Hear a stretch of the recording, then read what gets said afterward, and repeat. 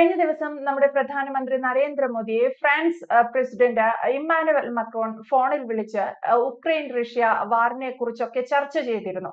ഓർക്കണം, ഫ്രാൻസിന്റെ പ്രസിഡന്റാണ് ഇന്ത്യൻ പ്രധാനമന്ത്രിയെ വിളിച്ച് ഈ വാറിനെ കുറിച്ചും ഇത്തരം ലോക വിഷയങ്ങളെ കുറിച്ച് ചർച്ച ചെയ്യുന്നത്. നമുക്കറിയാം, ഫ്രാൻസും ഇന്ത്യയും തമ്മിൽ കുറെ വർഷങ്ങളായി അടുത്ത ബന്ധമുണ്ട്.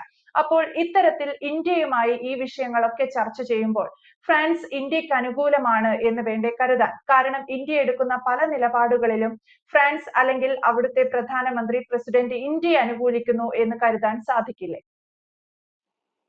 തീർച്ചയായിട്ടും ഫ്രാൻസ് നമ്മുടെ ഏറ്റവും വേണ്ടപ്പെട്ട ഒരു സുഹൃത്താണ്. ഒരുപക്ഷെ ഈ ആയുധ കരാറിനകത്ത് അല്ലെങ്കിൽ ആയുധ വ്യാപാരത്തിനകത്ത് ഇന്ത്യ റഷ്യക്ക് ശേഷം ഏറ്റവും കൂടുതൽ അതിനകത്ത് കോൺസെൻട്രേറ്റ് ചെയ്തിട്ടുള്ളത് റഫേലിന്റെ കാര്യം അറിയാലോ, ഫ്രാൻസ് ആണ്.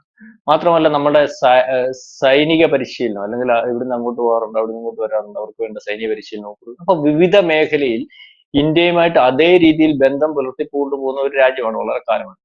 മാത്രവുമല്ല, ആ രാജ്യത്തിന് വേറൊരു പ്രത്യേകത ഉണ്ട്. നമ്മുടെ അടിയന്തര ഘട്ടത്തിൽ നമ്മളെ സഹായിച്ചിട്ടുള്ള രാജ്യങ്ങൾ ലിസ്റ്റ് എടുക്കുമ്പോൾ റഷ്യയും ഇസ്രായേലും പോലെ തന്നെ ഇതുപോലെ സഹായിച്ചിട്ടുള്ള ഒരു രാജ്യമാണ് ഈ പറയുന്ന ഫ്രാൻസ്. ഫ്രാൻസ് എന്ന് പറയുമ്പോൾ ഫ്രാൻസ് നമുക്ക് ഈ ഉപരോധം ഇപ്പോഴൊന്നും അല്ല. ഇപ്പൊ ഈ പുതിയ ആൾക്കാർ കേൾക്കുമ്പോൾ ട്രംപ് ഏതാണ്ട് ചെയ്തു എന്ന് പറഞ്ഞാൽ, ട്രംപിന് പുറകിലോട്ട് പരിശോധിക്കുമ്പോൾ അമേരിക്ക ചെയ്തിട്ടുള്ളത് എക്കാലവും ഇന്ത്യക്ക് അനുകൂലമല്ലാത്ത നിലപാടുകൾ അല്ലെങ്കിൽ ഇതുപോലെ ഉപരോധങ്ങൾ പല ഘട്ടങ്ങളിൽ ഏർപ്പെടുത്തിയിട്ടുള്ളതും ആ ഉപരോധങ്ങളെയൊക്കെ നമ്മൾ അതിജീവിച്ച് വന്നിട്ടുള്ളതുമാണ്.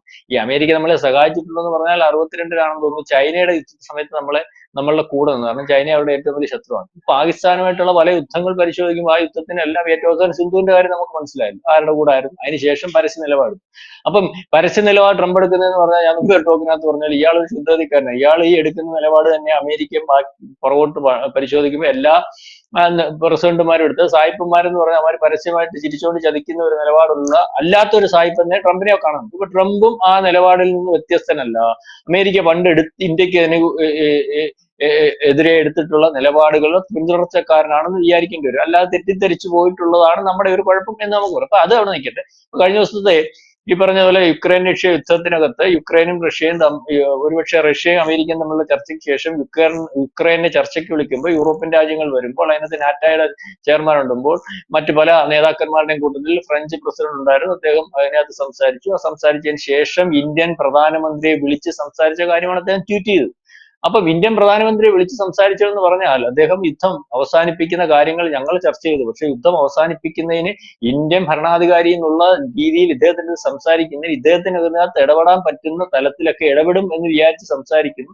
ഇടപെടാൻ സാധിക്കും, ഇടപെട്ടാൽ നടക്കും, ആ രീതിയിലേക്കുള്ള സംസാരം. അതിനുശേഷം ലോകത്ത് ആ യുദ്ധം അവസാനിക്കേണ്ടതായിട്ടുണ്ട്, എല്ലാവർക്കും ആവശ്യമായിട്ടുള്ളതാണെന്നുള്ള രീതിയിലുള്ള സംസാരം കഴിഞ്ഞിട്ട് അദ്ദേഹം ഒരു മൾട്ടി പോളാർ സിസ്റ്റത്തെ പറ്റിയാണ് സംസാരിക്കുന്നത്. അതായത് ഓരോ രാജ്യത്തിനും ആ രാജ്യത്തിൻ്റെതായ സ്വന്തമായിട്ടൊരു തീരുമാനവും അല്ലെങ്കിൽ അത്തരത്തിൽ തീരുമാനം എടുക്കാൻ സാധിക്കുന്ന രീതിയിലേക്ക് കരുത്തുള്ള രാജ്യം ഉണ്ടാകണം. അല്ലാതെ ഏതെങ്കിലും ഒരു രാജ്യത്തിന്റെ കീഴിൽ എല്ലാ രാജ്യങ്ങളും കൂടി പോകുന്നതിനെക്കാട്ടിൽ നല്ല ഒരു മൾട്ടി പോളാർ സിസ്റ്റത്തെ പറ്റി അദ്ദേഹം സംസാരിച്ചു എന്നുള്ളത്.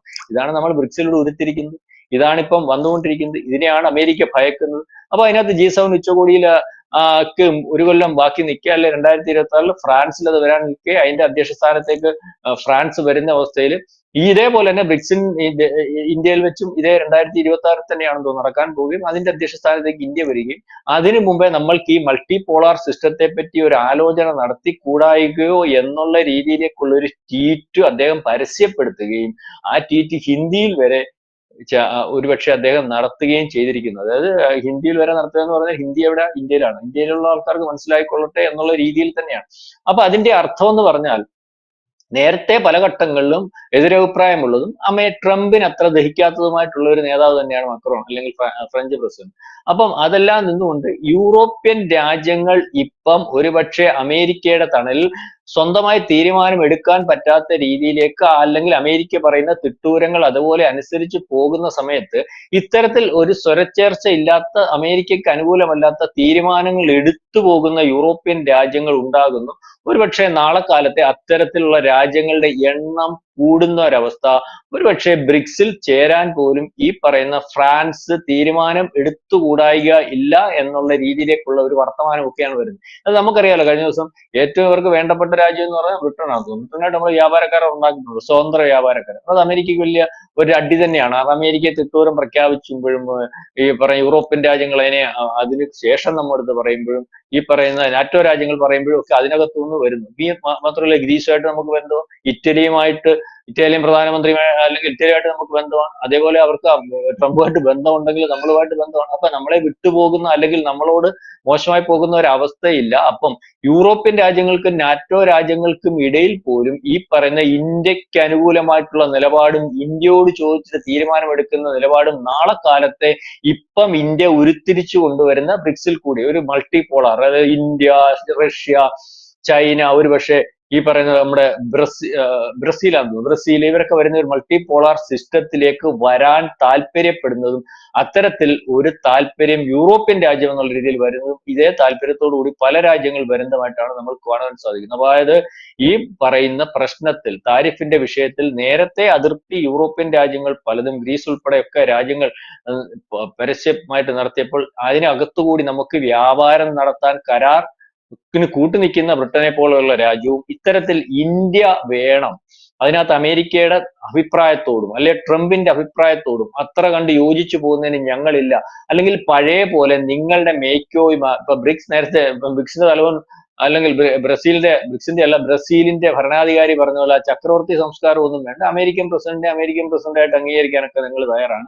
ഇങ്ങനെ പറഞ്ഞില്ലെങ്കിലും ഇതിനൊക്കെ വഴിമരുന്നൊരുക്കുന്നതും അത്തരത്തിൽ ഒരു സിസ്റ്റം, ഒരു രാജ്യത്തിന്റെ കീഴിൽ എല്ലാവരും ഇരിക്കുന്ന അവസ്ഥയിൽ നിന്ന് ഒരു മൾട്ടി പോളാർ വേർഡ് സംവിധാനത്തിലേക്ക് കാര്യങ്ങൾ പോവുകയും അത്തരത്തിൽ ഈ പറയുന്ന ആ സിസ്റ്റത്തിനകത്ത് നിൽക്കുന്ന, ഇപ്പം അങ്ങനെ നിൽക്കുന്ന രാജ്യത്തിനകത്ത് കരുത്തുള്ള രാജ്യങ്ങളായിട്ടുള്ള, ഞാൻ എന്താ പറയുക, റഷ്യയും ചൈനയും ഒരുപക്ഷെ ഇന്ത്യയും ഒക്കെ വരുമ്പോൾ അതേ കരുത്തോടു കൂടി നിൽക്കാൻ ആഗ്രഹിക്കുന്ന രാജ്യം ഫ്രാൻസ് ഉണ്ടെന്നും അതേ കരുത്തോടു കൂടി നിൽക്കാൻ രാജ്യത്തിന്റെ കാര്യം ബ്രസീൽ ഉണ്ടെന്നും, അപ്പോൾ അതിന്റെ ഒരു കൂട്ടായ്മ കൂടുന്നുണ്ടെന്നും അതിനുവേണ്ടി ബ്രിക്സ് ഉച്ചകോടിയും ഒരു പക്ഷേ G7 ഉച്ചകോടിയിലും ഒക്കെ വരുന്നതിന് മുമ്പ് അത്തരത്തിലൊരു ചർച്ച കൊണ്ടുവരേണ്ടതായിട്ടുണ്ടെന്നും ആ ലൈൻ തന്നെയാണ് നാളെ കാലത്തെ ഈ പറയുന്ന ജിയോ പൊളിറ്റിക്സിന് യോഗ്യമായതും എന്നും ഉള്ള രീതിയിലേക്കുള്ള കാര്യങ്ങളാണ് വരുന്നത്.